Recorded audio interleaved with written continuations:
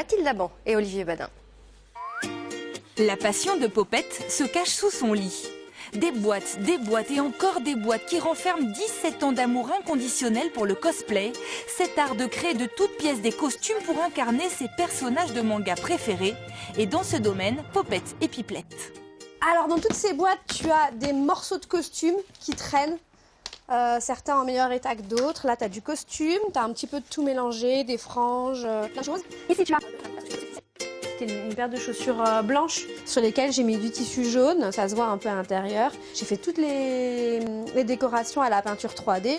C'est une taille 36, tu sais, achetée à l'extérieur des Halles, dans les boutiques chinoises, pendant les soldes, 10 € la paire. T'as mal aux pieds au bout d'une demi-heure, mais elles sont cool. Graphiste le jour, cosplayeuse les week-ends, Popette est une référence dans ce monde coloré. Concours, conférences, blogs, conseils, son nom est partout, son image jamais la même. Je cosplay essentiellement des femmes qui sont soit féministes, soit très fortes, soit très indépendantes. J'aime bien cet aspect-là et j'aime bien quand une gamine vient me dire « Ah là là, mais qui est le personnage que tu as cosplayé ?» Pouvoir lui dire « Bah tu vois, je suis pas en Cendrillon Cucu qui attend son prince, je suis en Aphrodite qui trace son chemin. »